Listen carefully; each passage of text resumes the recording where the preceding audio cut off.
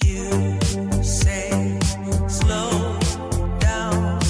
I don't like to move too fast. It drowns the truth with things that are not real, and I really want us to be real with love that lasts. In the past I messed up, gave too much.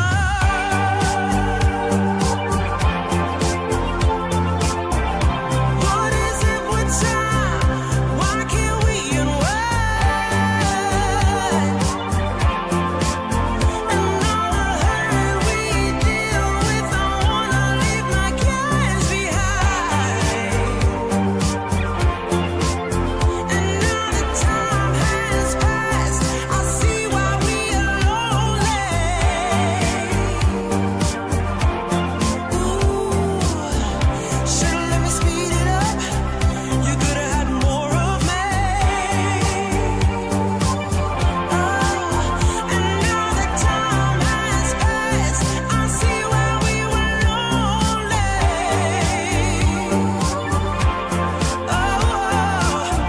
Should've let me speed it up. You could've had more of me. And now that time has passed, I see why we were lonely.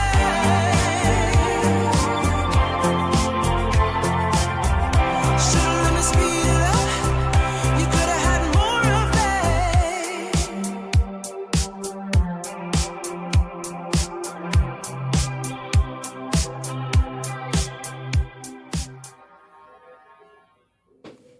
Olá, boa noite.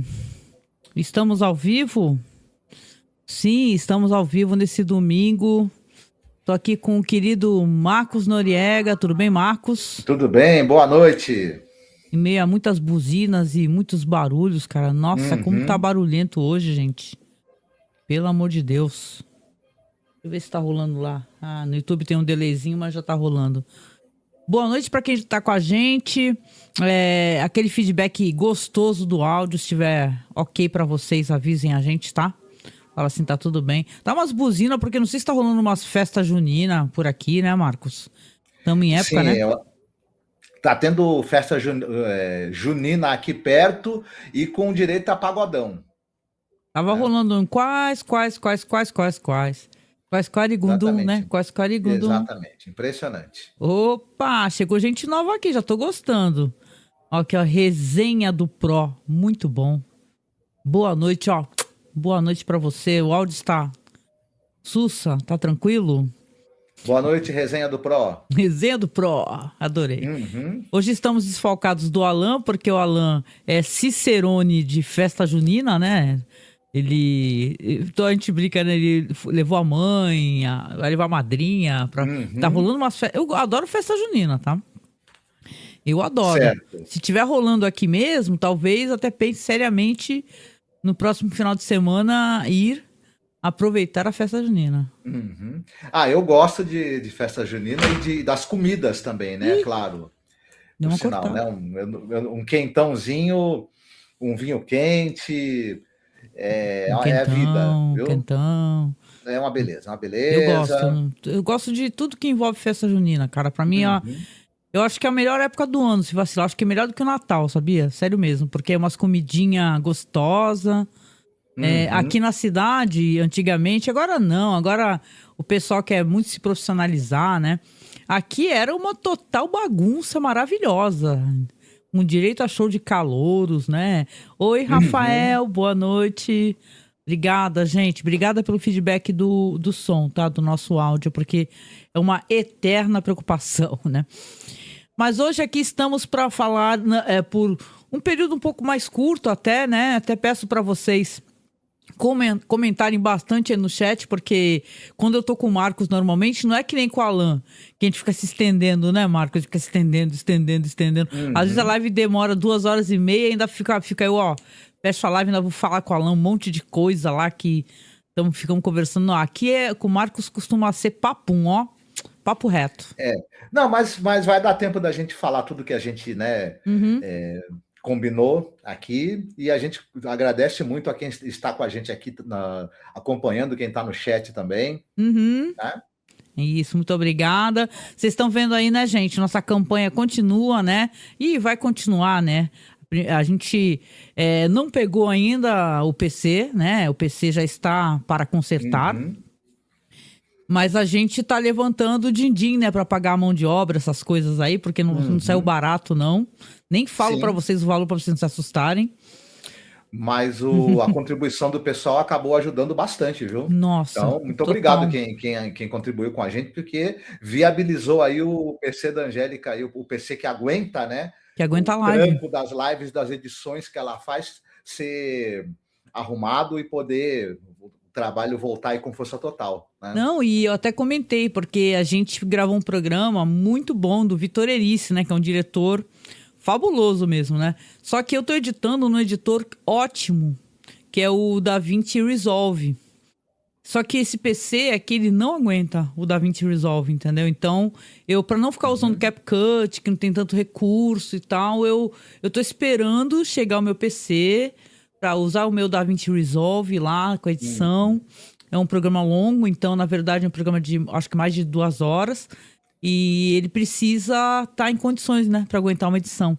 Então, no DaVinci Resolve que foi editado a Mona Lisa ou não? Entendi a piadinha, entendi a piadinha. Né? Boa noite, Cova Rasa tá com a gente aqui. Super cinéfilo, nosso brother aqui, Cova Rasa, muito bom. Boa noite.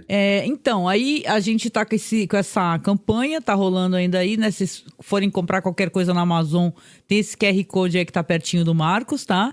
E tem o vermelho é pra vocês mandarem áudios pra gente. Agora os áudios vão tocar, porque eu deixei habilitado o áudio na live. Então, se vocês puderem ajudar, a gente agradece muito. A gente agradece quem já está ajudando. A gente tem colaboradores mensais, né? Que nos ajudam mensalmente, assim, ó. De ponta firme mesmo, sabe? Que ajuda a gente com várias coisas, com vários problemas, né? E é isso, né? Hoje a gente vai começar por uma maratona que o Marcos está fazendo. Eu finalmente, não sei se foi de tanto eu falar, ou se ele assistiu um episódio e se apaixonou, mas finalmente o Marcos não apenas assistiu, como ele maratonou, tá até em dia, né? Com a série Entrevista com o Vampiro, que voltou agora recentemente, né, Marcos? Se tu quiser falar um pouquinho sobre o conceito, sobre as coisas. Eu já comentei bastante sobre isso, mas eu vou interagindo contigo, inclusive. Eu sou super fã, tá?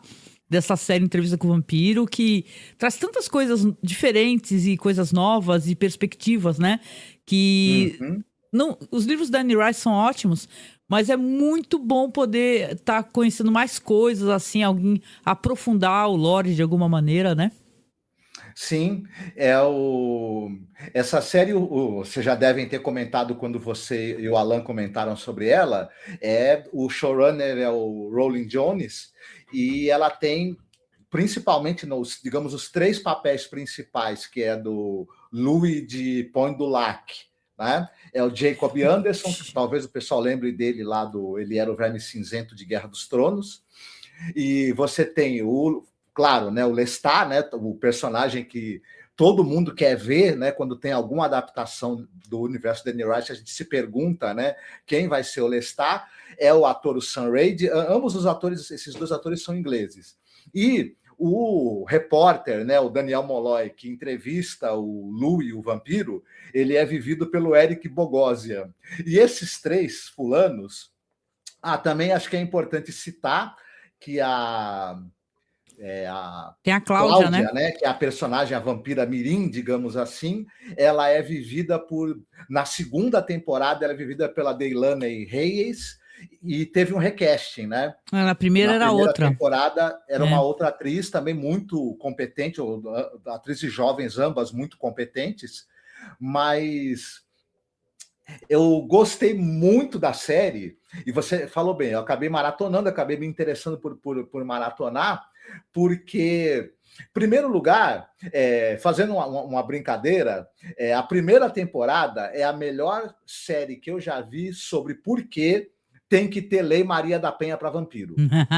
Né?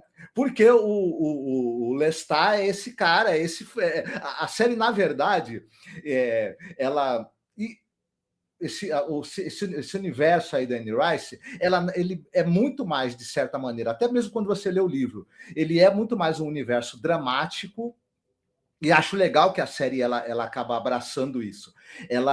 O showrunner aí, os produtores entenderam que essa série o terror é um pano de fundo. Ela é uma série sobre trauma, sobre drama meio que de relacionamento, né? O quanto um relacionamento traumático e abusivo, esses traumas vão te seguir ao longo de toda a sua vida. No caso do Louis, é uma vida bem longa, que ele é um vampiro, ele é imortal, então ele vai cozinhar esses traumas aí durante décadas ou séculos, talvez.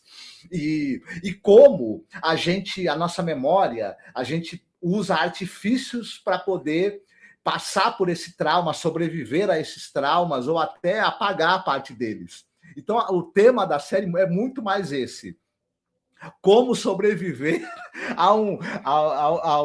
aos traumas que um relacionamento tóxico e extremamente abusivo te traz, mas, ao mesmo tempo, é um relacionamento abusivo que trouxe uma mudança total, completa e radical na sua vida. E esse cara, o Louis, esse personagem que... no filme, que vocês devem lembrar, que teve o filme o Brad Pitt, ele era um ator ainda jovem. Eu, na época que eu assisti o filme, eu já achei que a atuação dele era muito marromeno, era qualquer coisa, porque esse personagem tem uma profundidade e uma dubiedade também, que o Brad Pitt, infelizmente, na época ele até fala, os dentes lá e a maquiagem me atrapalharam, eu não conseguia me sentir à vontade no papel, e é visível que ele não estava à vontade mesmo, né?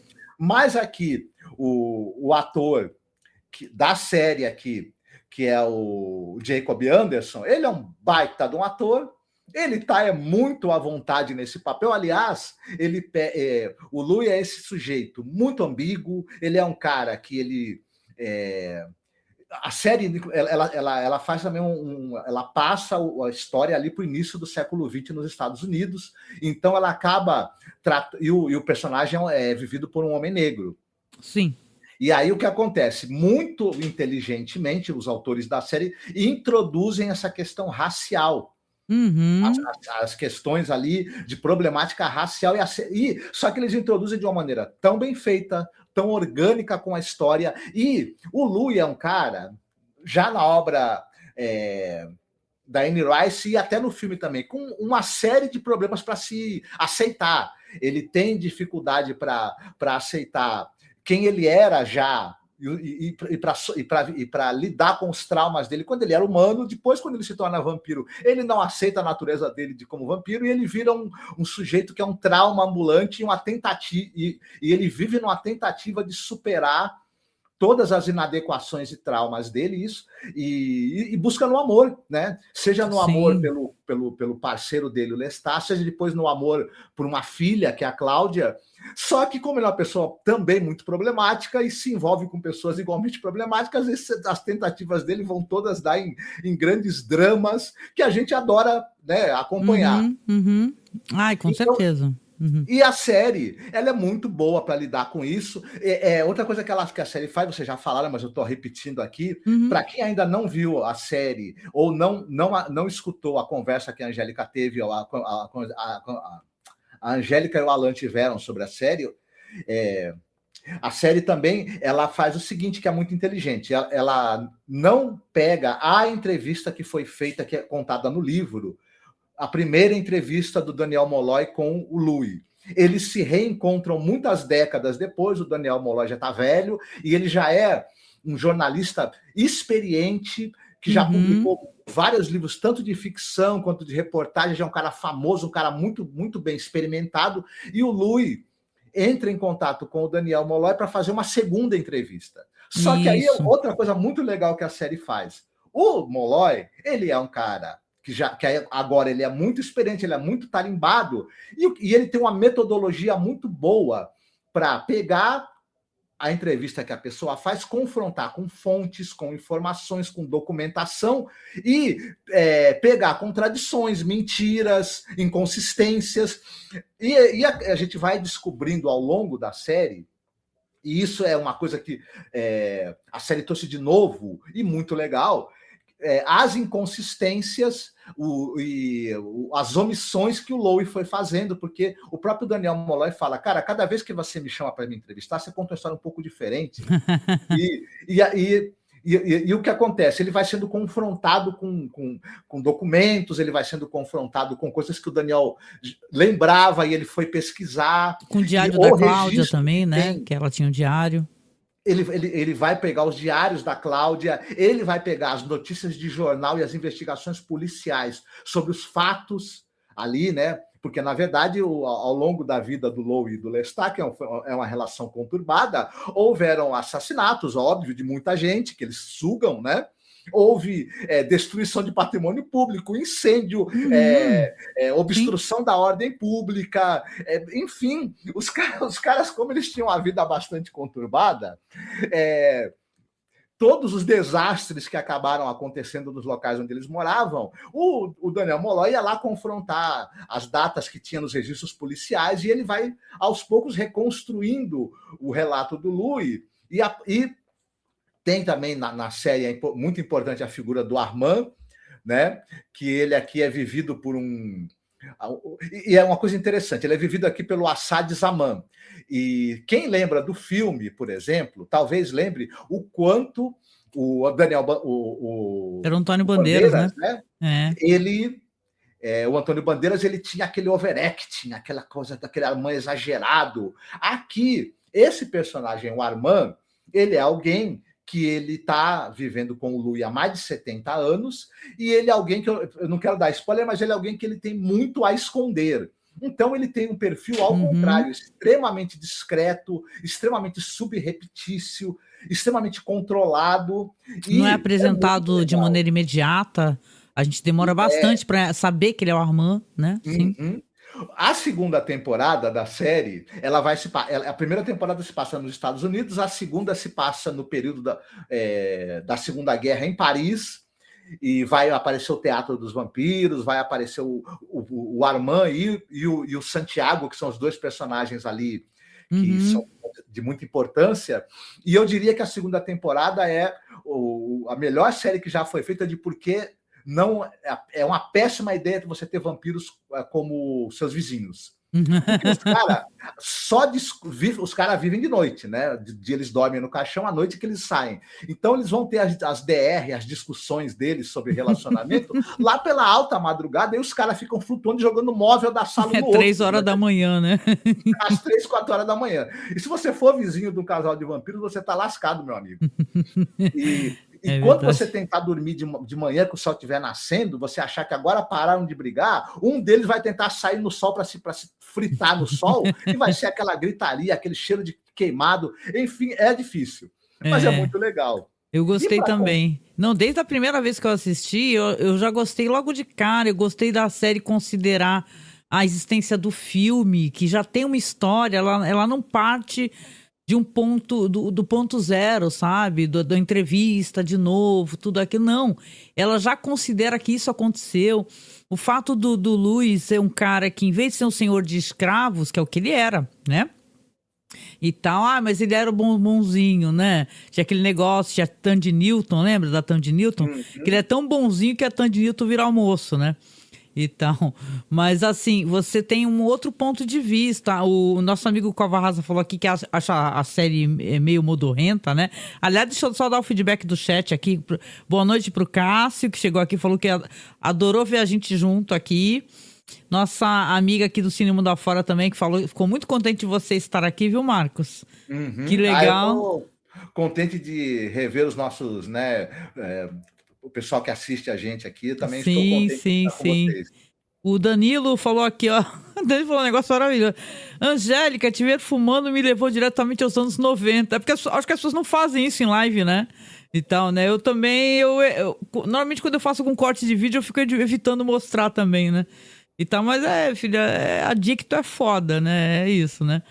Mas assim, eu gosto muito. Eu fiquei muito impressionada desde a primeira temporada que eu tô falando. E eu tinha a impressão que eu tava falando pra ninguém. Isso é muito doido. porque eu não via as pessoas comentando sobre entrevista com o vampiro, e eu ficava falando, gente, eu tô adorando entrevista com o vampiro, achei tão legal a perspectiva, e tô adorando o Annie Rice Verse, né, que tá passando, não é só entrevista, tem as Bruxas de Mayfair, tem aquela organização, lá qual é o nome da organização? A gente até falou, lembra o nome da organização? Tem uma série com o nome da organização. Eu esqueci. Mas assim, eu gostei de tudo. Aí veio a segunda temporada, eu também adorei, eu chorei, tá? Porque a série ela vai se aprofundando. Eu não acho ela meio modorrenta, não. Eu acho ela muito forte, inclusive muito pungente, com atuações muito boas. Esse Sam Raid, é claro que todo mundo volta os olhos pro Lestat, concordo contigo. Esse cara é incrível, né? A gente até vai comentar um pouquinho de passagem sobre o primeiro episódio da terceira temporada que já foi lançado, porque ele é maravilhoso em tantos sentidos, em tantos. Eu sei que as pessoas têm um saudosismo e um carinho pelo filme lá, que aparece aquela cantora, né, que até faleceu, né? Que tem o Lestat roqueiro, né? Inclusive, Sim, né? Mas é tudo o- muito estranho, muito cômico, não é legal, né? Eu não gosto nem da Caixa, né? Quando ela aparece no filme, eu acho o filme muito ruim de verdade, né? Aqui, que é essa fase, que é na terceira temporada agora, que o Lestat é o Lestat roqueiro, cara, ele passou, sei lá, 50 anos. Saca? A última vez, entre a segunda temporada e esse retorno, quando ele aparece já um roqueiro, que é muito por acaso, né? É até muito engraçado, ele tá vivendo... Não sei se ele tá vivendo... Eles falam onde que ele está vivendo. Ele tá vivendo... Detroit, né? Não é Detroit, é onde ele vai fazer um show. É onde vai fazer um show, né? É uma cidadezinha, sei lá, que não é uma... Ele tá vivendo uma vida até que tranquila. Compondo, né? Ele sempre gostou muito de música.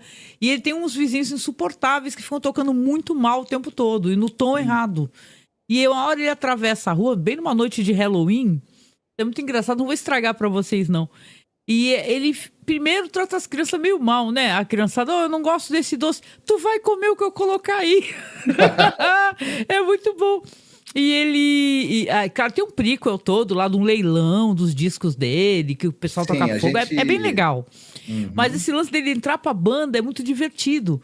Porque ele se irrita, primeiro se irrita com as crianças, né? Eu acho que tem a ver também, porque aí ele descobre, é o lance que ele descobre que o Louis deu a entrevista, essa segunda entrevista, né? E aí ele liga pro Louis, né? Manda, o pessoal usa celular, tá no chat, é Moá e Tuá, né? Olha que chique, né? É Moá e Tuá, ele e o Louis. Aí o Louis, ele fala, porra, quem é Daniel Malloy? Aí ele fala, ai meu Deus, eu não sei como é que ele conseguiu a entrevista, eu toquei fogo no notebook dele, não sabia nem que existia nuvem, o que é nuvem? E o cara já fez uma puta de uma entrevista, né? Inclusive ganhou até um prêmio lá, acho que ganhou um Pulitzer, sei lá, 2 Pulitzer, né? Ele, nessa altura, também já, pra quem assistiu, o Daniel Malloy também já é um vampiro, né? Aparece na série Talamasca, lembrei o nome da série Talamasca. E, gente, olá, Vinícius, boa noite. Aliás, Olá, Vinícius. você tá assistindo Entrevista com o Vampiro? Menino, esse primeiro episódio dessa temporada. O que é esse homem? Com todo respeito, gente. O que é o uma Sam Raimi? coisa legal da gente falar pro Tá, pessoal teu áudio tá falhando, fofo. Meu áudio tá falhando? Tá falhando. Não sei se tu tá se movimentando e tá desconectando aí, só pra avisar. Será? Tá melhor agora? Não é falar perto, é que, sabe quando tá falhando e tal? É bom, não sei, tu tá usando... Tu tá com o microfone ligado no Peraí, USB? mas pode ser com alguma... Peraí, deixa eu mexer na configuração aqui. Não mexe nada, não, que é capaz de sumir. Não, não. Então, a gente tá falando agora... Não, estreou, Vinícius, o primeiro episódio da terceira temporada. Graças a Deus, né? Porque, é que nem o Alan falou, é muito bom a gente poder absorver aos poucos. E esse primeiro episódio foi incrível. Incrível. Que bom que não estreou tudo de uma vez. A gente poder de dois em saborear. dois- A série tá certinha de 2 em 2 anos estreando temporada. Tá melhor meu áudio? Ah, tá melhor. Mas tu tá tendo que ficar curvado, não é ruim pra tua coluna? Não, eu vou chegar mais perto. Chega mais perto. E agora mexeu com a tua câmera. E o Sam Raid, arruma a tua câmera. E o Sam Raid tá ótimo de Lestat. Ele é um Lestat. Esse ator, ele tem uma voz linda, a voz impostada, grave, né? Aquela voz dele. E ele transita muito bem nessa coisa de você, não, ele não dá pra descrever ele como um personagem que é gay. Ele pega tudo, entendeu? Ele pega de tudo. Tanto que nesse... Ó, agora fugiu... Centraliza melhor tua câmera. Que ela ficou meio bagunçada. Ah, melhorou. Deu uma melhorada agora. Acho que tu se mexeu e acabou mexendo tudo sem querer. A série mostra que, por exemplo, o Louis, ele é gay e ele tem uma grande dificuldade em se aceitar. Já o Lestat, ele é tudo que se mexe, né? É. Tudo Não, se coisa que mexe. no filme ficava tudo muito subentendido. Foi a primeira coisa que eu falei pro Alan há anos atrás, quando eu tava assistindo a temporada, eu falei... E que me incomodava, sabe, isso, de ficar subentendido que eles tinham alguma coisa. Saca? É, né? Isso é tão heteronormativo. Eu achava muito interessante, eu achei muito interessante a série ser clara nessa questão. Né? O Sim. Louis, ele pega e ele já tinha tendências e tal, só que ele só fazia isso bêbado. Parece aquela piada, Sim. né? Só que eu bebo tanto. A série, ela pega, porque ela se assume muito como uma série em que ela está muito interessada nessa dinâmica da relação. Uhum. E ela trabalha essa dinâmica da relação como um casamento muito problemático entre pessoas problemáticas, né? Uhum. Uma problemática por causa dos seus problemas de autoaceitação e a outra porque é completamente maluca, né? Maluca num nível que se torna altamente abusiva. É um narcisista. Que o Lestat é muito violento, né? A gente tá falando brincando aqui, mas tem momentos em que ele arrebenta com o Louis, Isso, entendeu? ele- É uma relação muito tóxica mesmo, muito tóxica. Ele é um Ou são os narcisista. relatos do Louis, né? Lembra que na hora que ele leu a entrevista, a segunda entrevista, ele ficou escrevendo no livro, falando que muita coisa que o Louis falou era mentira. Uhum. Muita coisa. O Louis, a gente sabe que ele é um narrador não confiável, porque ele é uma pessoa que, como ele tem dificuldade em lidar com as agências dele mesmo, em se aceitar, em aceitar um monte de fatos da vida dele, ele ele encobre, ele adultera as próprias memórias para que a coisa pareça menos ruim. Então, a gente fica na dúvida. Mas tem uma coisa interessante, que sem dar spoiler, esse arco desses dois personagens, ele vai se concluir de uma maneira muito diferente, que a gente não tem isso no filme, mas esses dois personagens vão viver toda uma trajetória e vai ter uma conclusão desse arco de maneira muito interessante. Até porque eu assistindo, eu pensei, pô, legal, né? Vai ter, o arco deles vai se fechar, de uma maneira muito bonita até. Mas é porque a série pretendia dar uma guinada de tom. Quando você vai assistir o Vampiro Lestat, sem dar spoiler, a série que ela transitava ali entre o drama e o terror, no meu entender, muito mais puxada para o drama, na verdade. E aqui ela vai ter um tom cômico, fanfarrão, absurdo e abraçando o ridículo de uma maneira, porque na verdade agora a série Entrevista com o Vampiro, ela acabou. Ela se tornou uma nova série agora que se chama O Vampiro Lestat. Vampiro Lestat, que nem um livro. Né? Só que o tom é outro. Fazia tempo que eu não me divertia tanto assistindo. Nossa, que a gente riu, gente. Porque tem uma coisa do Lestat roqueiro. Fora que os shows são maravilhosos, tá? A voz dele é linda, tá? As músicas são boas mesmo. E ele tem uma coisa de que ele tá em crise, né? Com tudo isso, pela ausência do Louis, pela questão do livro. Ele quer botar a verdade nas músicas, porque ele quer desmentir o Louis também, né? Então ele começa a contar as histórias, né? E tem um lance de que ele tem um fandom muito doido, ele é todo sexy nos shows, muito sexy mesmo. O ator é lindo, né?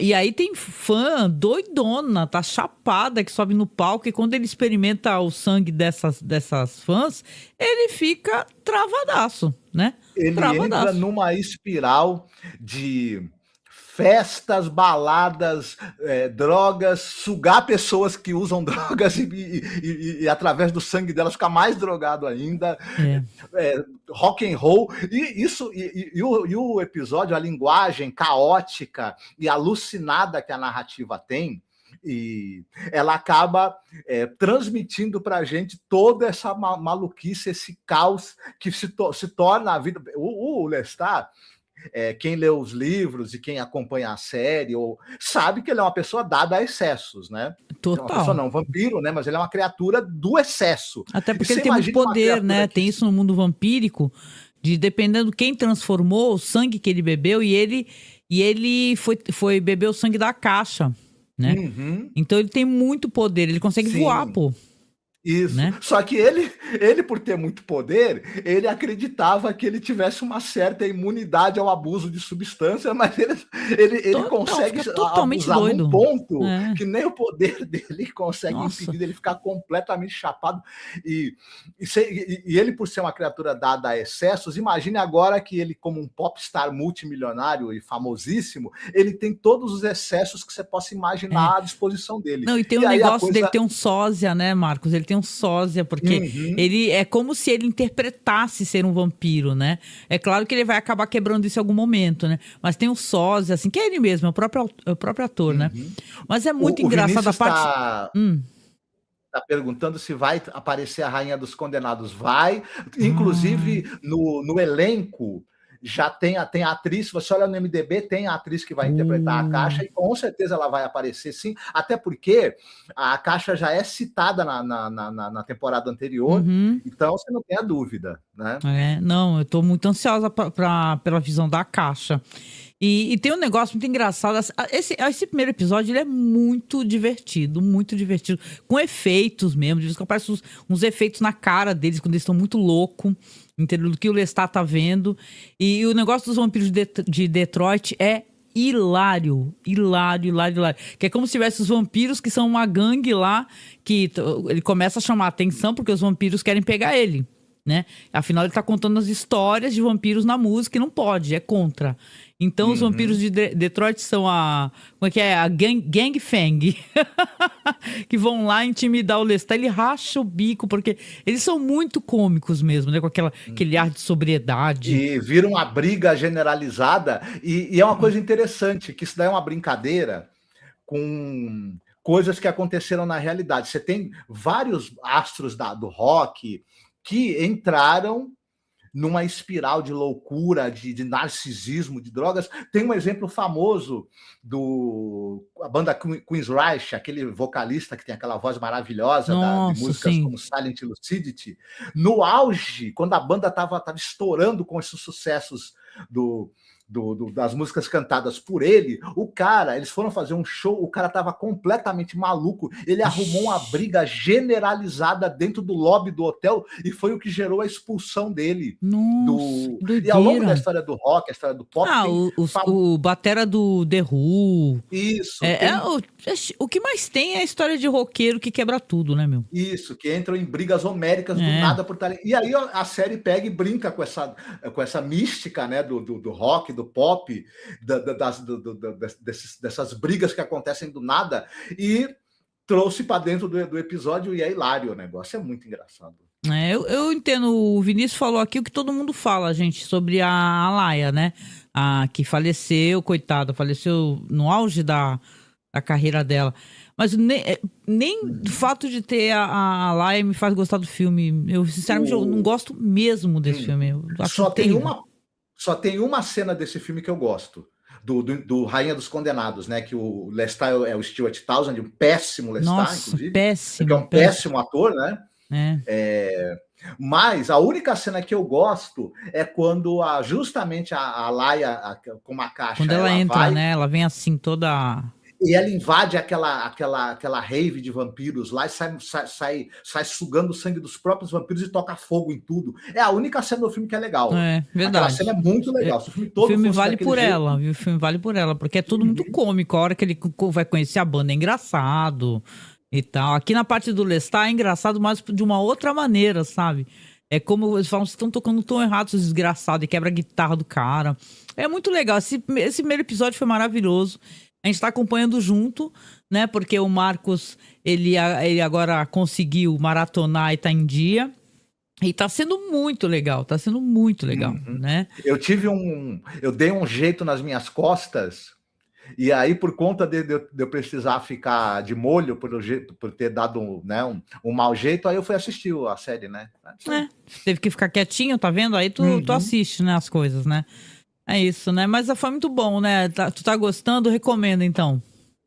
Ah, sim, é muito divertido, é muito legal. E é uma produção, assim, nota 10 em termos de tanto da produção quanto tem um roteiro muito bom. E, enfim, digamos assim, é uma adaptação com a qualidade, tanto narrativa quanto de produção, quanto de elenco, que talvez esse material merecia. Só para citar, a Caixa vai ser vivida por uma atriz chamada Sheila Tin. Na Legal, vou série. procurar depois. Eu não fui procurar fotos dela ainda, mas vou procurar com certeza. Ai, muito bom, né? Fechamos o bloco aqui, então, de entrevista com o Vampiro? Que aí eu vou poder falar pra vocês que eu estou assistindo a minissérie, né, que saiu recentemente aí, já deve estar para sair o terceiro episódio de Cabo do Medo, né, Cape Fear. E, cara, é assim, quando eu até comentei na outra live, até, as pessoas não têm imaginação, né, o Alan até comentou, né. Aí eu não sabia, né, é legal que a gente vai descobrindo as coisas no processo, né. Eu não conhecia, eu não sabia que, na verdade, esse filme dos anos 90, que tem o Robert De Niro, o Cabo do Medo, tem o Nick Nolte, cara, já é um remake de um filme com o Robert Mitchum, né? Um clássico. Aliás, gente, uma coisa que é fantástica. Aliás, eu recomendo fortemente, quem nunca procurou essa versão de Cabo do Medo, que é em preto e branco, com Robert Mitchum, Gregory Peck, é um elenco maravilhoso, maravilhoso. A música é do Bernard Herrmann. Aquela música, tan, tan, tan, sabe, sinistra, é do Bernard Herrmann. É uma puta de uma composição, né? E, cara, é muito bom. Eu fui ver o clássico também, né? Eu falei assim, cara, assim que eu comecei a assistir a série, tinha 2 episódios eu assisti, eu já fui rever o filme lá com Robert De Niro e tal. E aí eu falei, quer saber? Quando o Marcos comentou comigo, eu até fui lá ver o clássico também. Cara, é um filme que vale uma Masmorra Classic, saca? Ele é fantástico. E assistam, só deixar aqui pontuado que agora eu conheço as outras versões também. Tá aqui, ó. Eu até coloquei aqui no MDB para poder falar para vocês, ó. Tá aqui, ó. Então, é Círculo do Medo, tá? O filme de 62. Esse que é quem faz o bandido, o vilão, né? Pode-se dizer. É o Robert Mitchum. O Gregory Peck faz o advogado.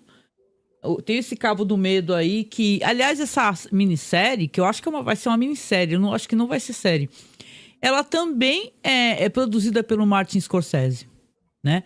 Então, você vê que, basicamente, não tem o que temer ali. E eu quero até colocar as minhas impressões iniciais, porque eu estou amando, tá? Basicamente, eu adorei. Eu estou impressionada, porque você tem aqui um ator que ele vai fazer aqui é o Javier Bardem, né? Ele faz o personagem que é justamente o cara que fica preso, né? E depois vai querer se vingar. No caso é da advogada, porque a advogada é Amy Adams. E o marido é o Patrick Wilson, né? É baseado num livro, tá, gente? Então eu não li o livro, né? Tem um livro aí que o pessoal fala que é bem legal. Eu não cheguei a ler, não conheço esse livro, no qual essa história é baseada. Mas eu acho que deve ser uma história muito boa, porque já tem 3 adaptações, né, meu? Mas o Javier Bardem compôs aqui um personagem, porque eu fiquei pensando aqui, eu até tava conversando com o Marco, falei, cara, porque ele fez um vilão, um cara que ele dá medo, muito medo, realmente, ele não tem uma atitude sisuda. Ele, ao contrário, ele é simpático, mas não é exacerbadamente simpático ou exagerado como faz o Robert De Niro. O Robert De Niro é um grande ator. E a atuação tá ótima nesse filme. Mas aqui ele faz um cara assim que ele tenta conversar com as pessoas. Por exemplo, ele ficou... No caso aqui dessa minissérie do Cabo do Medo, as histórias são diferentes, né? Pra você ver que interessante. No filme lá clássico, o Gregory Peck viu o personagem ali do Robert Mitchum, que até esqueci o nome, gente. Deixa eu até acessar o nome dos personagens. Eu não peguei de cabeça ainda o nome deles. Deixa eu até ver. Aí o MDB tá bem bagunçado aqui, tá bem qualquer coisa. Tu tem o nome dos personagens aí, só para eu poder, para não ficar... No filme original, né, que é o filme de 62, o Gregory Peck é o advogado, é o Sam Bolden. O Robert Mitchum, ele é o vilão, né, o Max Cady. Isso. A esposa é a Peggy Bolden, que é a Polly Bergen. Né? Não, eu ia até contar assim, porque são diferentes as versões, né? Você tem no clássico o personagem ali, o advogado Sam Bolden, ele vê o Robert Mitchum lá, esse cara aí que é o vilão, ele tá tipo batendo numa mulher, aí chama a polícia, o cara é preso, fica preso por um bom tempo.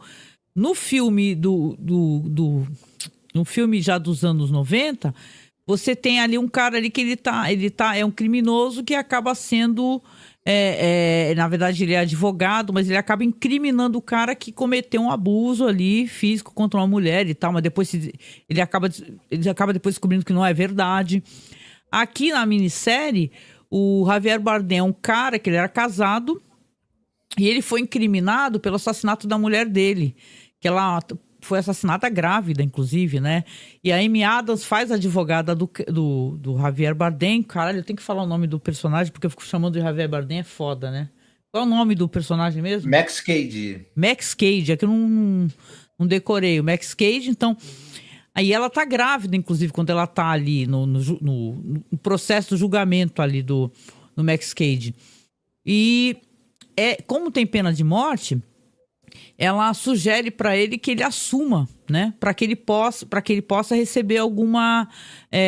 que o júri, o juiz não dê ali a pena de morte para ele. Só que acabam dando para ele prisão perpétua, entendeu? E aí a minissérie começa com uma mulher chorando ali, escrevendo um bilhete, né? Falando, eu não aguento mais esse fardo é muita coisa para mim. E ela vai, né, atira em si mesma. E, inclusive, a cena é bem cabulosa, porque ela dá um tiro primeiro na boca, né? O YouTube vai me ferrar por causa disso.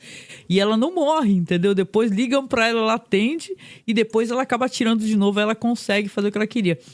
Mas essa daí era amante do personagem, que foi preso aí, do Javier Bardem. Então, ela deixa tudo, ela deixa a arma do crime e tal, e o cara acaba sendo solto. Só que a Amy Adams já tá casada justamente com o promotor, olha só, do caso, que é o Patrick Wilson, né, o promotor. E já tá com filhos, né, já se passaram 17 anos, o cara ficou preso 17 anos. E na prisão, ele virou um monstro, é isso que é interessante. Pra mim, eu gosto dessa nova perspectiva, sabe? Eu fico com vontade de ler o livro pra saber como é que é. Porque ele sofreu vários tipos de abuso. O cara tem uma placa na cabeça, que os caras quebraram a cabeça dele numa briga, né, e tal. Então, ele tem visões, ele tem alucinações, talvez devido a essa violência que foi infligida a ele.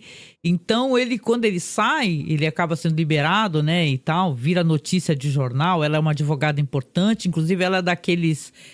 Projeto Inocência, né? Chega a ser irônico isso, né? A personagem da Amy Adams é de um Projeto Inocência e tá justamente ajudando a soltar pessoas que estão ali no corredor da morte, que já existem provas por DNA, né? Que vê que a pessoa realmente não praticou o crime, etc. Então isso é uma mácula muito grande, cara. E é muito legal porque, cara, ele vai no dia que vai ter uma apresentação justamente desse projeto que ela está incluída, que eles estão querendo arrecadar dinheiro. Ele vai lá, fala no microfone, pede pro pessoal doar, né? E no Pix, tem um Pix na mesa lá. Não sei se é Pix, sei lá, um QR Code. Pix não é, né, gente? Um QR Code pro pessoal doar, consegue um monte de doação, fala que não tem rancor nenhum relacionado a ela. Só que, cara... A família já recebeu ali um pequeno recado, que eu acho que, obviamente, parece que é ele, que é uma família inteira de gambás que aparece morta. Tipo, um macho, uma fêmea e 2 filhotes, né? E ela e o marido têm 2 filhos, né? Então, uma família de 4. E o filho já foi sequestrado ou algo do gênero, reapareceu... Do nada, parece que ele estava totalmente, né, com uso de substância, não recorda de nada direito. A família, né, ficou desesperada devido a isso. E quando ele reaparece, tá com menos um dedo. E ele, justamente o personagem aí, do Javier Bardem, quando ele vai discursar para poder pedir para arrecadar dinheiro e tal, para essa organização que a personagem advogada tá lá pedindo, né, do Projeto Inocência, ele fala assim, está numa prisão perpétua, faltando um dedo, e, cara, depois quando ele tá no hospital, ainda por cima, ele regurgita esse dedo. Olha, vou te falar. Você caiu durante um minuto, durante uns segundos aí, então perdeu alguma coisa da sua fala, tipo uns... Ai, que pena, gente, que pena. Não, mas a questão tá tudo muito bom, tá tudo muito bom. A série tem cenas violentas, tá? Violentas, mas a composição do personagem do Javier Bardem, gente, o que é isso? Sério. O cara entregou tudo na atuação, tudo. É um cara que você sente medo, mas não é uma coisa óbvia, né? Você sabe que tem ali um entorno, sabe? Um entorno de uma maldade ali, um sentimento de ódio, de vingança. Por quê? Porque ela e a família tem tudo que ele já não tem mais. Uhum. Ele, além de ter perdido a mulher e o filho, porque ela estava grávida de um menino, né? E foi a amante, né, que fez isso, que matou, foi incriminado, né? Ela não conseguiu ajudá-lo, aconselhou ele a falar que era culpado do crime, achando que ajudaria no caso. No final ele ia pegar... Se a amante não entrega a arma, tudo, ele ia pegar prisão perpétua, ia ficar pra sempre, né? Então, olha, eu vou te falar que deve estar pra ser o terceiro episódio aí, mas tá tudo muito bom, viu, Marcos? Tá tudo muito bom, tudo muito bom. Ainda pretendo assistir. E é engraçado, tem esse recorte de luta de classes, né? E é legal que a série também tenha preservado, né? E tal. É uma pena esse diretor aí que fez o filme original com o Robert Mitchum, esse filme do Círculo do Medo é o grande momento da carreira dele, né? Foi o quê? E depois ele... O Lee J. Thompson, depois ele foi fazer continuação dos filmes do Planeta dos Macacos, foi fazer os filmes do Charles Bronson, lá Desejo de Matar e outras coisas. E esse é o grande filme, momento da carreira do cara. Não, e assim, eu fazia muito tempo que eu tinha assistido, sabe, o filme Cabo do Medo, lá com Robert De Niro. Tem o Robert De Niro, tem a Juliette Lewis, né? Ela que faz a filha, né? Porque tem isso na história original, no primeiro filme também é uma filha só. Aí já no filme dos anos 90 é uma filha que tá... É uma adolescente, né? Não chega a ser uma pré-adolescente, uma adolescente. Mas tem cenas que me incomodaram bastante, porque... O filme, eu acho que o propósito é esse, é incomodar. Mas você tem ali o Robert De Niro, que ele começa a seduzir aquela menina. Seduzir. Tem um momento que ela chupa o dedo dele, sabe? Aquilo me incomodou para um caraco, aquilo lá. Então, eu não lembrava que tinha aquela cena. Porque a Juliette Lewis, ela é a maior porra louca, mas ela tem um olhar muito doce, né? Ela é uma atriz que tem uma carreira desde muito jovem, sabe? Então, a inocência dela, ela é quebrada de uma maneira muito angustiante e tal, porque ela vai se atraindo àquele homem que é um homem velho, né? Que fica passando brilhantina no cabelo, pô, e penteando o cabelo. Aliás, o Robert De Niro é maravilhoso, né? Mas algumas cenas assim me incomodaram bastante. Claro, essa série, ou minissérie, ela tá maravilhosa, também tem cenas angustiantes, mas eu não sei o que vai acontecer com aquela família não, cara. Né? Porque pra gente que conhece a história, né? Coisa vai ficar muito feia, né?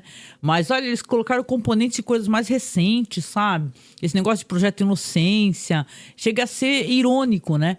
Ela tá num Projeto Inocência e o cliente que ela recomendou, né, que ele assumisse o crime, foi inocentado e não por ela. E não por ela, né?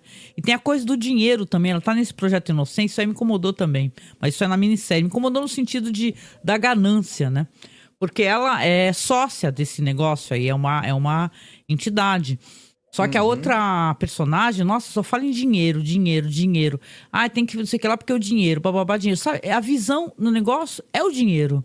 Não é o sistema judiciário falido, né? E cheio de erros, né? Não à toa as pessoas têm... eu sou uma dessas pessoas que eu sou totalmente contra a pena de morte, né? Porque, veja bem, num país onde a justiça falha miseravelmente, quem vai morrer vai ser sempre o pobre, né? O rico sempre se safa, né?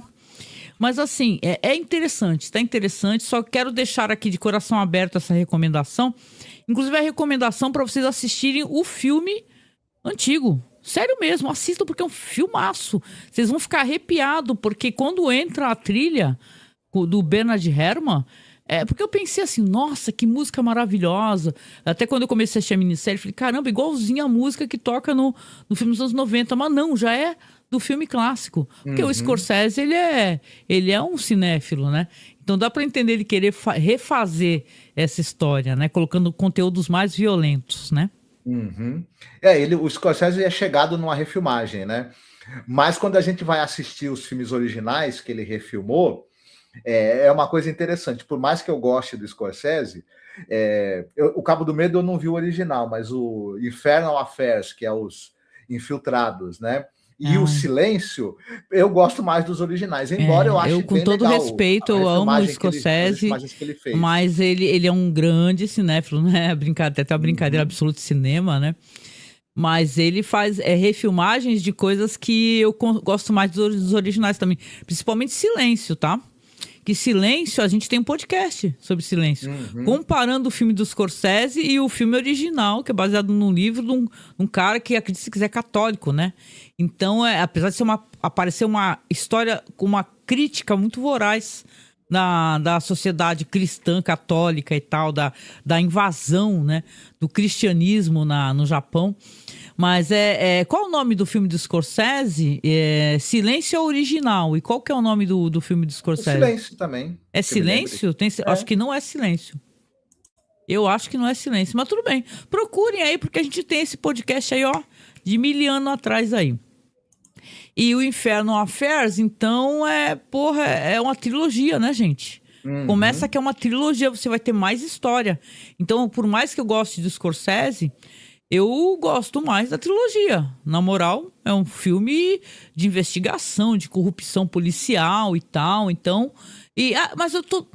pra resumir, eu tô bem contente do Scorsese estar envolvido nessa minissérie, que é legal você saber que tem envolvimento dele, né? Não deixa, talvez, a peteca cair, né? A história é uma adaptação nova, um olhar fresco para essa história. Sim. Eu não tenho problema com remakes, né? Às vezes eu acho que tem alguns filmes que eles podem, ou histórias que podem ter aí um remake, se for adicionar coisas interessantes, atualizar alguns temas. Isso é legal, pô. Sim. Não, e tem essa questão Quer falar? Você tem alguns canais aí de TV que eles têm já uma expertise na produção de séries, né? A TV americana, ela tá... Se o cinema americano, ele tá faz tempo Espera um pouquinho. Tudo bem que foi? Só um segundo. Tudo bem. Opa, aconteceu alguma coisa, gente? Prendeu na cadeira. Se o cinema americano ele tá numa fase, né, de a criatividade acabou, e enfim, e a vontade de fazer coisas novas, se não acabou, tá bem pequena, já a TV americana vive um bom momento. Então, você tem essa questão de que essas remakes para TV de algumas histórias, eles têm tempo e as condições de produção para aprofundar a história, fazer uma adaptação mais detalhada e ter, enfim, e aí acaba tendo coisas de... A gente já falou, né, o exemplo do Entrevista com o Vampiro, por exemplo, né? O dinheiro, hoje em dia, tá na TV, galera. Tá na TV, os streaming.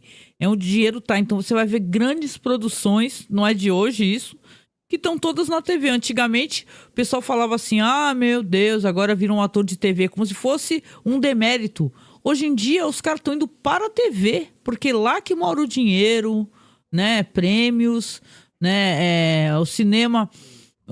Não vou generalizar, né? Mas no cinema, para um filme ser uma super produção, que não seja uma coisa voltada para um público muito nichado, tipo heróis, sabe? Saca essas paradas assim?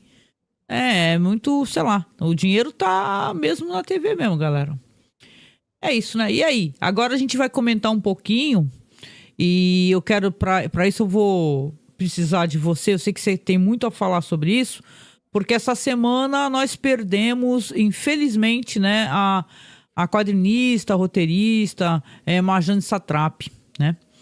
É, poxa vida, eu me emocionei muito quando eu soube da notícia, acho que muita gente, né, cara, porque Persépolis, acho que Frango com Ameixas e tal, e a própria trajetória mesmo da vida dela, né? Eu cheguei a uma época, eu participava de um programa que falava de diretoras, e eu cheguei a gravar um programa sobre a Marjane Satrapi, né? Então, perdê-la, né, de uma maneira que o pessoal até falou assim que foi de tristeza, né? A gente, claro, a família talvez não queira nem divulgar, né? Por quê, qual foi o motivo, de que maneira, né? Também não nos interessa, né? O que interessa é que ela partiu, né? E jovem. Eu queria que a gente aproveitasse esse momento aqui para a gente poder também falar um pouco sobre a carreira da Marjane e tal. Eu sei que você tem algumas coisinhas para falar. E a gente, né? Prestar nossas homenagens aqui no nosso podcast, que nós gostamos não só de cinema, gostamos de quadrinhos, literatura, né, Marcos? Quiser falar um Uhum. pouquinho? Então, tem gente, ela acabou ficando conhecida. Eu acho que, na verdade, quando o Persepolis ele virou um desenho animado, virou um longa de animação, ele acabou chegando num público muito grande. E a história da Marjane Satrapi, que está contada ali, a história dela e da família, ao longo de algumas décadas ali, e se cruza com a conturbada história recente do Irã, né? Essa questão do golpe de Estado que levou o Shah ao poder, acabando com a democracia parlamentarista que havia antes. Depois ali, o Shah é deposto para ter a chegada da Revolução dos Ayatollahs. Todo esse assunto está bastante em voga hoje em dia, é muito discutido por conta da guerra dos ataques dos Estados Unidos e Israel contra o Irã.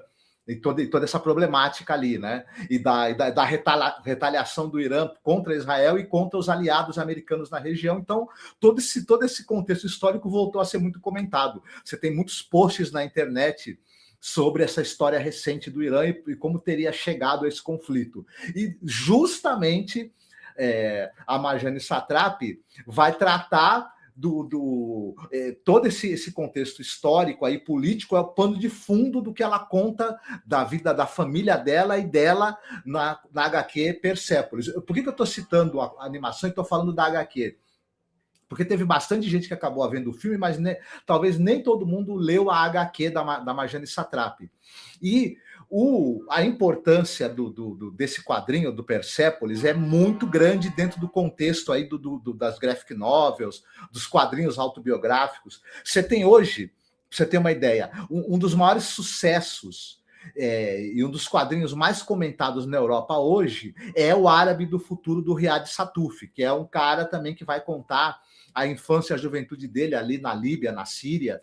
E, na verdade, quem construiu o caminho para esse tipo de obra autobiográfica, das vicissitudes que alguém passou na sua vida no Oriente Médio, quem construiu o caminho para o sucesso desse tipo de obra foi justamente o Persépolis. Ao mesmo tempo, o Persépolis, junto com o fan home da Alison Bechdel, eles trouxeram definitivamente, sedimentaram essa coisa da graphic novel autobiográfica. Ela já existia, já tinha outros sucessos, mas com essas duas obras, seja o Persépolis e o fan home, Persépolis da Marjane Satrapi e o fan home da Alison Bechdel, o HQ autobiográfico ela virou um gênero que se tornou importantíssimo e que abriu caminho, né, para vários e vários autores. Hoje digamos assim, é um gênero dos quadrinhos, o quadrinho autobiográfico, dos mais importantes, dos mais aclamados, e muito se deve ao Persépolis. E, além de tudo, tem essa coisa da linguagem que a Marjane Satrapi usa no quadrinho. Ela usa um contraste de preto e branco muito forte, e ela se aproveita muito dessa coisa dos padrões geométricos e abstratos típicos da arte ali persa, e ela vai trazer isso para a linguagem de quadrinhos, muito influenciada por um autor que é o David Belchard, que é um autor franco-belga, que ele é uma espécie de mentor dela nos quadrinhos, né? O cara que fez o quadrinho Epilético, por exemplo, que é outro grande sucesso. Então, ela, além de tudo, ela fez também o Frango com Ameixas, Bordados, que são quadrinhos absolutamente maravilhosos. Então, o que eu quero colocar aqui é que infelizmente ela ter partido, né? Ela é uma ativista também pelos direitos das mulheres, uma ativista feminista. Ela faz um retrato ali da fortíssima repressão sexual e que a mulher é alvo também no regime dos ayatolás, né?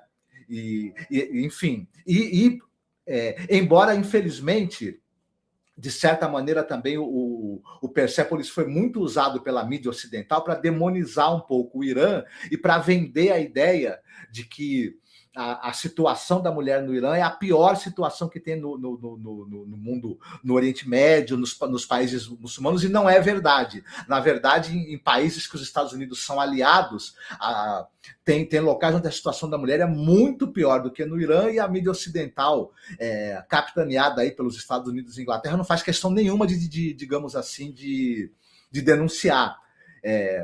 Centrou muito o fogo ali, né, nas críticas ao regime iraniano. E de certa maneira, talvez parte da tristeza da Marjane Satrapi é perceber que a obra dela foi usada não para apontar os erros, as críticas e o autoritarismo que também acontece ali no regime dos ayatollahs, mas para demonizar o próprio Irã, né, tal, e justificar agressões contra o país.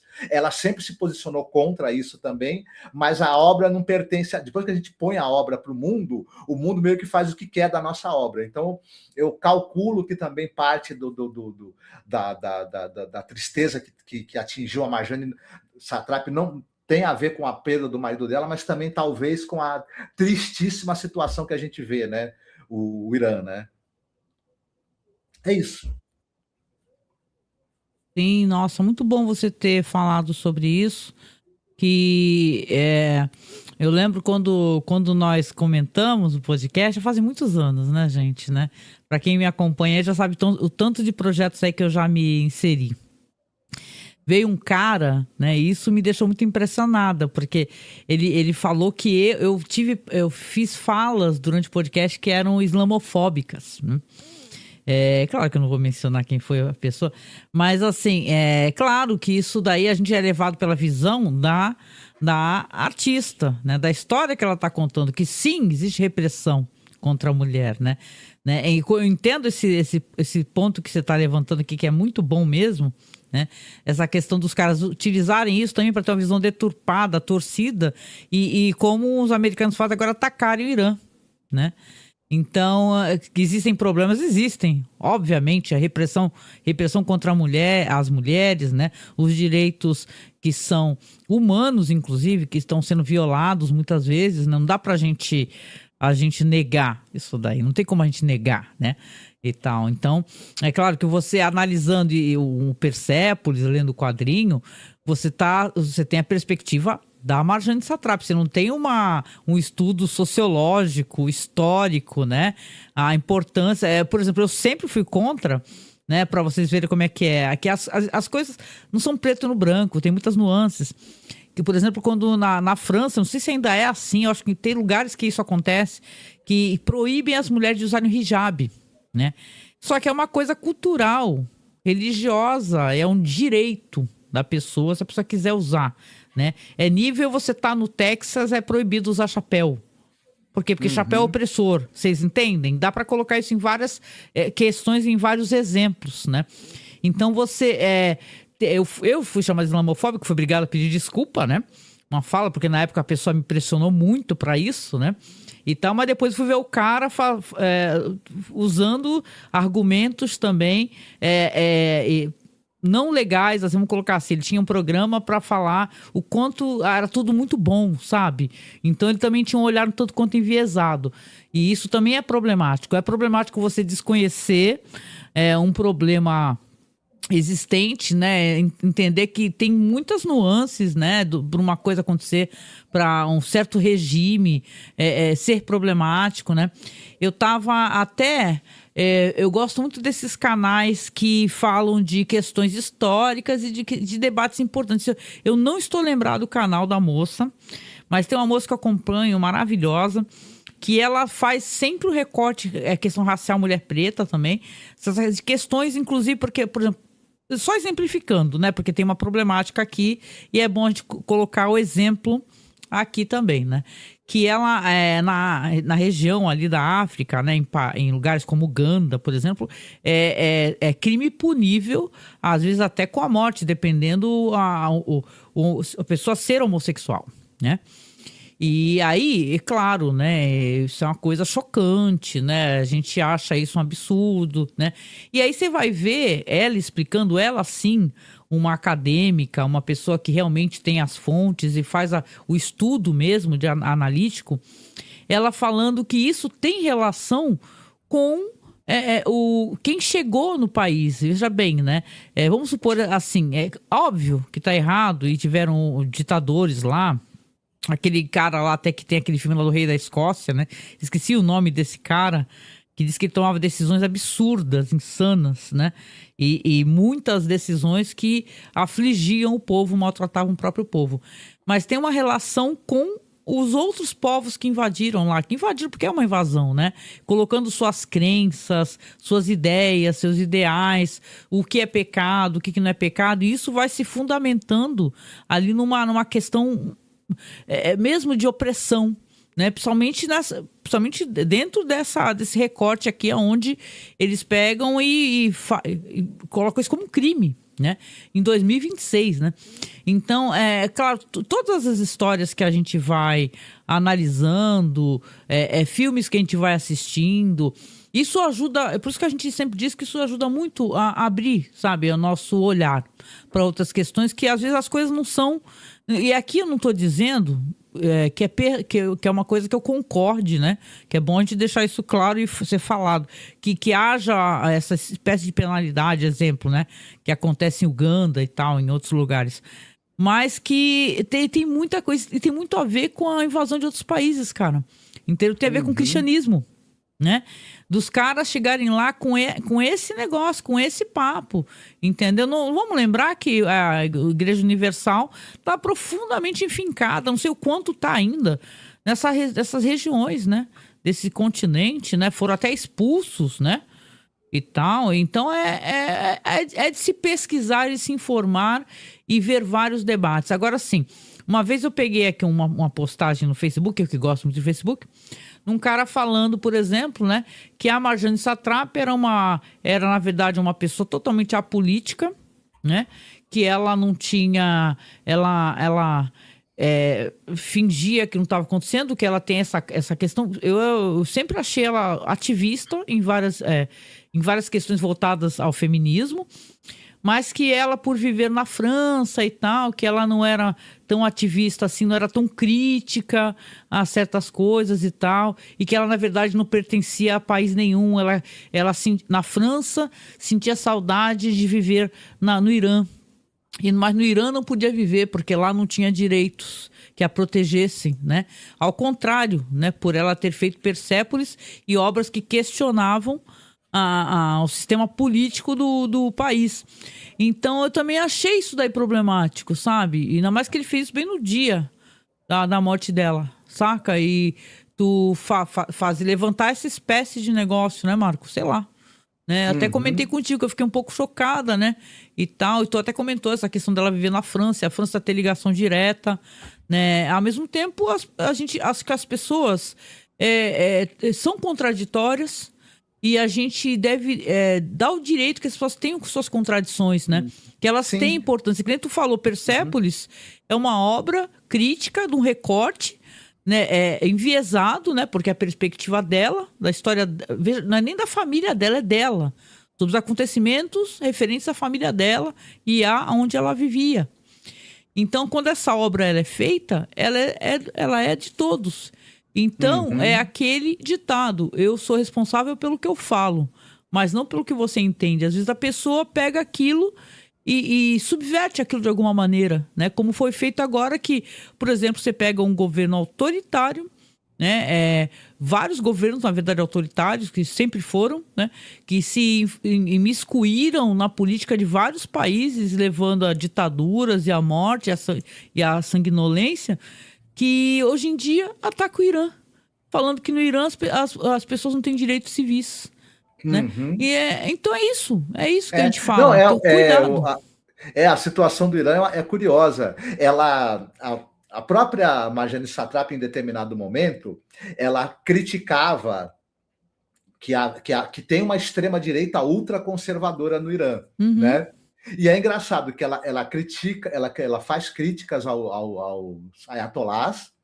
Ao mesmo tempo, ela fez uma série de críticas à extrema-direita ultraconservadora do Irã, e quando essa extrema-direita ultraconservadora chegou ao governo, os ayatolás brigavam com eles porque eles queriam tirar direitos da população, inclusive direitos das mulheres. E aí os caras eram tão radicais que os ayatolás saíram em defesa da manutenção dos direitos das mulheres. Então, ao mesmo tempo, talvez, de certa forma, e a extrema-direita perdeu as últimas eleições no Irã. Detalhe, né? Sim. Enfim, é um cenário que é um cenário bem complexo, não é um cenário e a gente conhece a gente teria que ser especialista em geopolítica, né? O que a gente pode fazer aqui com muita humildade é apenas conversar ou tentar entender junto com vocês o que é a complexidade desse assunto, né? Por isso que uma coisa não dá para ter dúvida, né, nessa história toda. Realmente as posições da Marjane Satrapi são controversas. Para alguns, ela é uma ativista muito justa, fazendo críticas a erros realmente do regime iraniano. Para outros, ela é uma pessoa que faz o jogo do Ocidente em demonizar o próprio país. Isso, enfim, essa discussão vai longe. O que eu acho é o seguinte: é um direito, eu, sem querer te cortar, só para dizer assim, que é um direito a gente poder contar a nossa história com a nossa perspectiva. É um direito. Se eu um dia quiser contar a história sobre como é que é ser podcaster e pobre, eu posso. Sim. Porque eu vivo esse mundo, você entende? Então, mesmo que, sei lá, que um dia mude essa situação e tal, mas eu posso falar dentro da minha perspectiva, do que eu entendo, eu tô contando a minha história. Então, o direito dela de contar a história dela, entendeu? Porque sim, a família dela, se era rica ou não, sofreu perseguição, eles tiveram as tragédias deles. Então, cara, é válido. Não dá para invalidar o trabalho de uma pessoa por isso. Eles eram, ela era de uma família progressista, pessoal de esquerda, inclusive marxistas dentro da família, o tio dela.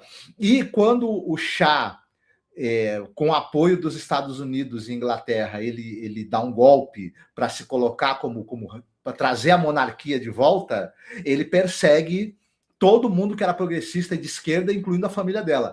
Mas o que eu ia dizer é que, assim, no meio dessas polêmicas todas, tem uma coisa que não é polêmica, que é uma certeza. É a gigantesca qualidade do trabalho dela enquanto quadrinista e da importância dela. Por isso que eu falo, se você não leu ainda Persépolis, Frango com Ameixas, Bordados, pegue para ler, porque, principalmente você quem gosta de quadrinho e não leu ainda a obra da Marjane Satrapi, por favor, vá ler, porque é um marco dos quadrinhos aí modernos, o Persépolis e as outras obras dela. Então, a pessoa precisa ler isso aí para ontem, porque é uma aula de como fazer um quadrinho autobiográfico, de como contar a sua história, a história da sua família.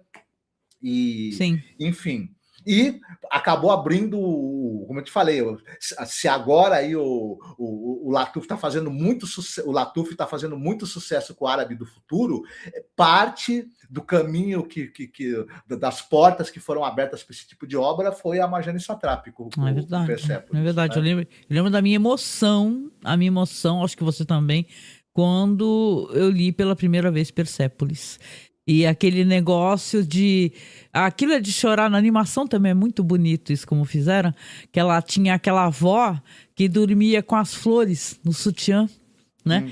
E ela sentia o perfume das flores, né? E era uma pessoa muito gentil com ela, né? Que ela foi uma adolescente também. Teve fases, depois até quando ela saiu do Irã, né? Ficou vivendo, acho que primeiramente na Alemanha, que eu lembro, depois foi para a França. Mas ela, aquilo é lindo, né? A perda, a sentimento de perda dela por não ter a avó dela, né?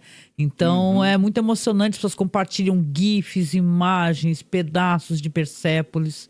E, cara, a Marjane Satrapi é muito importante ter uma mulher também, uma quadrinista mulher, sabe? Contando histórias relevantes, né? Porque a gente fala, né, com muita felicidade de histórias aí de como Quem Pés Descalços, Maus, né? São histórias que a gente sempre falou que deveriam ser histórias para se ler na escola mesmo, sabe? No ensino médio, sei lá, você pegar e ler, né? Você ter tema de debate, né? Quem Pés Descalços, Maus, óbvio. Mas ninguém quase fala de Persépolis, né? E tal, o quanto deveria estar também na base fundamental mesmo da formação de uma pessoa que está ali crescendo, amadurecendo, né? Para entender certas questões, depois pesquisar mais, conhecer, entender o quanto as mulheres, não só lá, mas em tantos lugares não são oprimidas, né? Sim, você citou o Maus, né? Do Art Spiegelman, e ele tá ali mas os grandes quadrinhos autobiográficos, se a gente for citar aí dos 5 maiores quadrinhos autobiográficos, pelo menos 3 são feitos por mulheres. O Persépolis, o Fan da Marjane Satrapi, o Fan Home da Alison Bechdel, que é um absurdo aquilo, e recentemente a gente tem a minha coisa preferida são os monstros, né? Ah, é? Que é esse outro quadrinho, ele é semi-autobiográfico, né? Não Que também conheço. é um fenômeno e mudou já. Ele muda a maneira como você aborda uma história autobiográfica ou semi-autobiográfica, porque ele brinca, né? A autora, esqueci o nome dela agora, mas tem publicado os 2 volumes já no Brasil, que ela fez, e ela mistura uma linguagem que pega emprestada essa coisa dos quadrinhos de terror, da cripta do terror, Olha. e ela faz, só que ela usa isso como uma brincadeira visual para contar uma história que tem alguns digamos assim, detalhes biográficos, mas também é ficcional.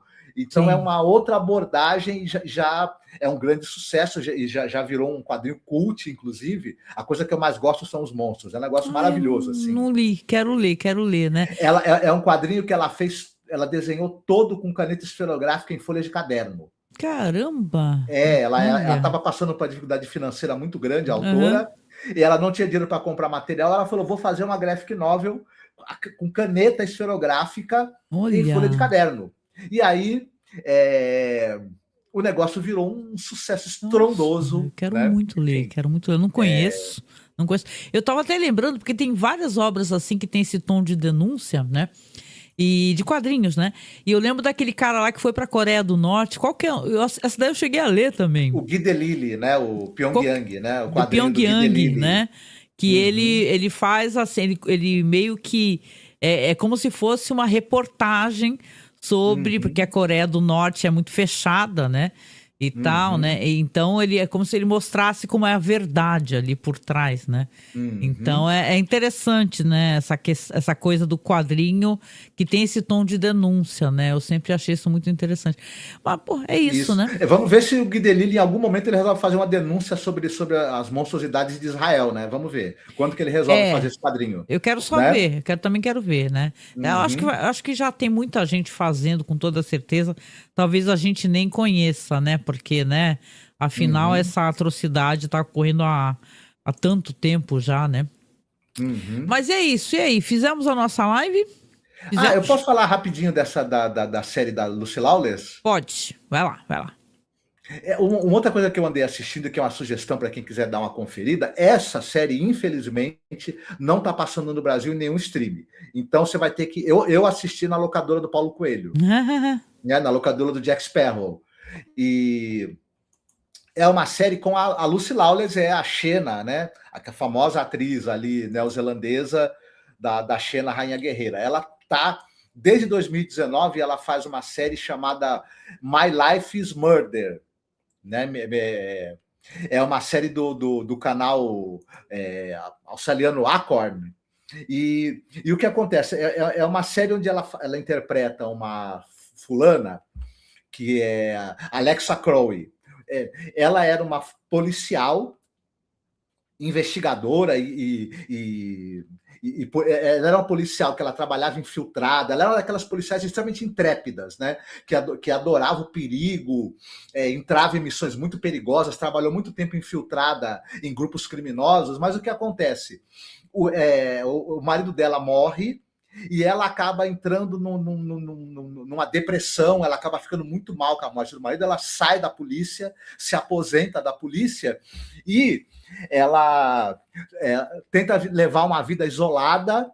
E detalhe, o marido dela gostava muito de cozinhar, então ela, para tentar lembrar do marido, ela vai se dedicar o tempo dela a cozinhar, a aprender a cozinhar e se tornar uma boa cozinheira e tudo mais. Só que ela é uma sujeita que ela é viciada em desvendar crimes. Então, ela não consegue muito ficar longe. Embora ela não esteja na polícia, o antigo chefe de polícia para quem ela trabalhava, o cara fica levando casos ali que estão arquivados, mas que eles têm o faro do cara de policial, diz ali que tem alguma coisa errada ali, que ali o caso foi arquivado, mas tem alguma coisa ali que não está batendo.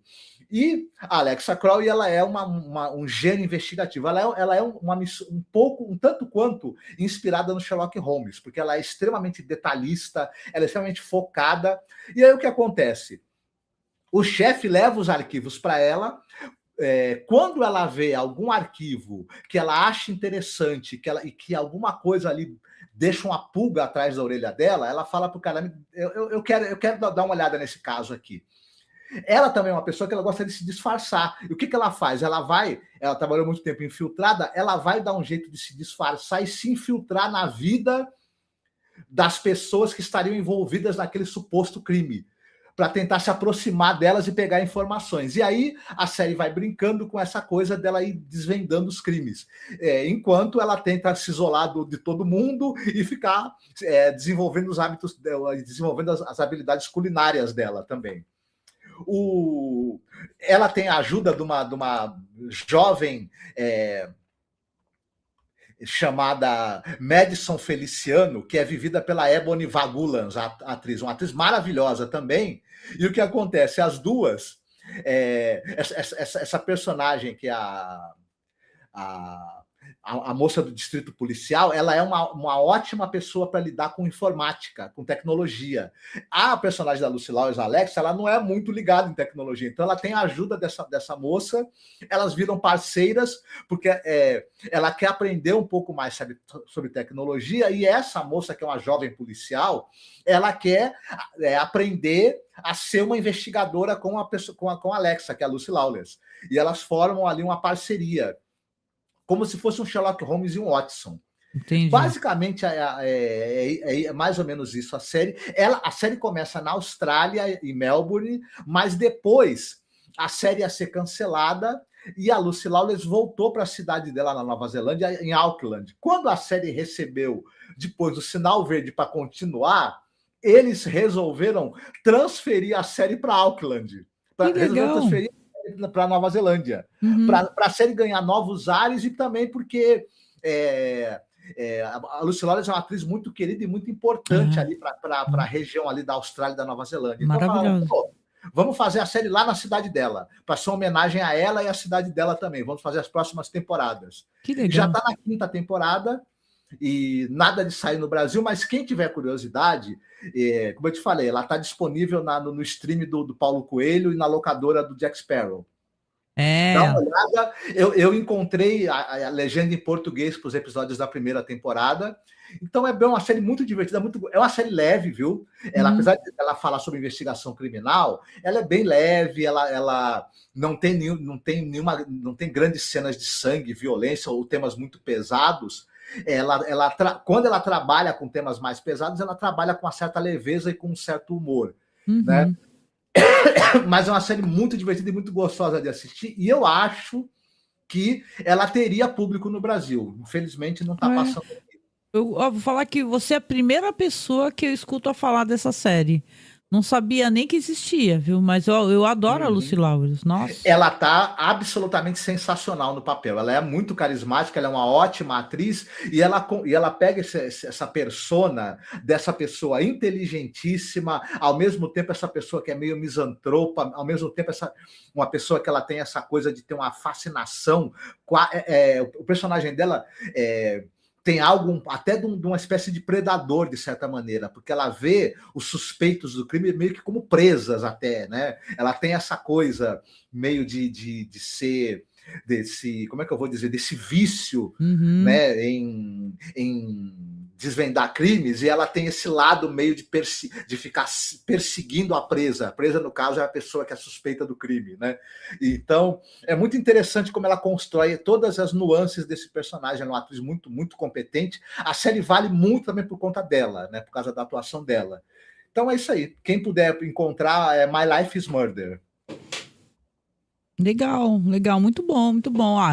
Fica aí a recomendação do Marcos, né? A gente vem chegando aqui ao final da nossa live.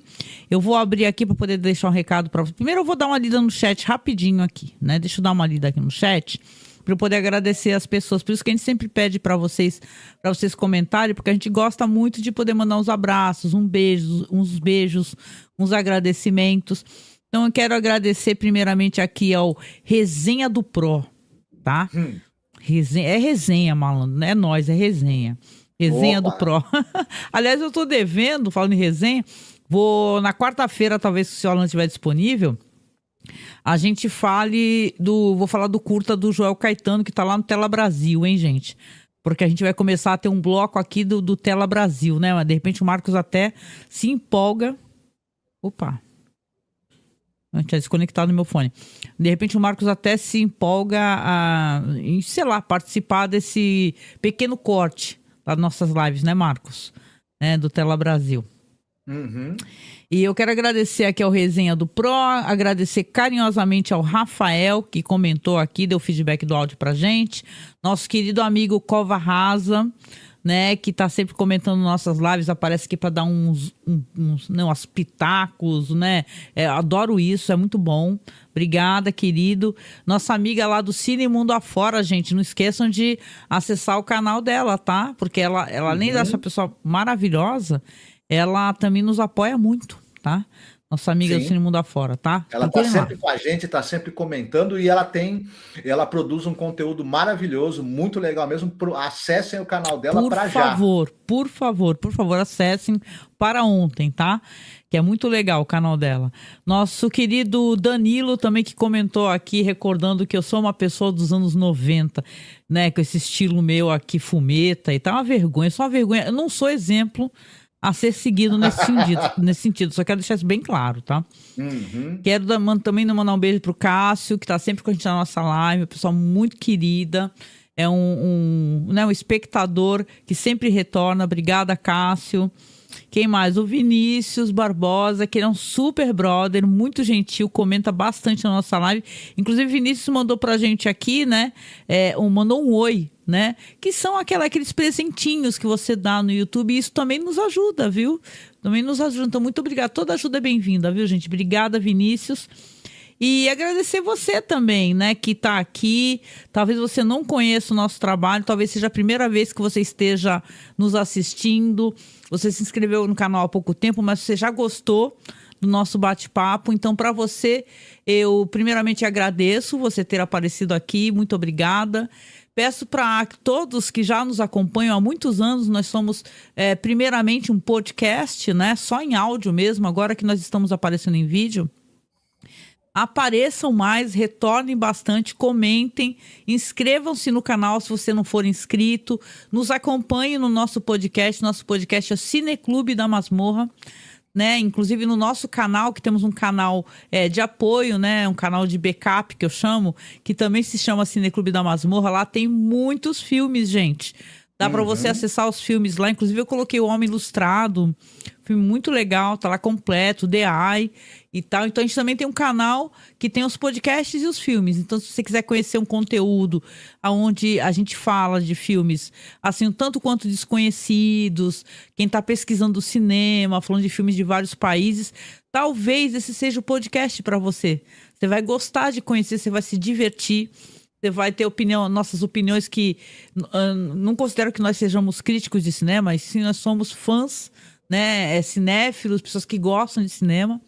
Então, seja muito bem-vindo. Se você puder também, você que está nos assistindo aqui no finalzinho, nos apoie financeiramente. Como você está vendo aí, tem o Live Pix GG que fica durante a live disponível para mensagens de voz, etc. Mas você também pode escanear, mandar sua mensagem de voz, que a gente vai acessar. E tem o QR Code da Amazon, né? Você comprando qualquer produto na Amazon, utilizando o nosso QR Code ou o link que está na caixa de inscrição, você nos ajuda, porque pela recomendação a Amazon dá uma graninha pra gente que nos ajuda a continuar fazendo podcast, continuar comprando melhores equipamentos para ter uma áudio de qualidade, câmera boa, né? Nos incentiva, né? Eu falo que isso incentiva a gente a continuar. Então, por favor, tá? Se puder comprar alguma coisa na Amazon utilizando o nosso QR Code, o nosso link do QR Code, a gente vai ficar muito grato. Você pode nos apoiar também via Pix, tá? O nosso Pix é apoiomasmorra@gmail.com.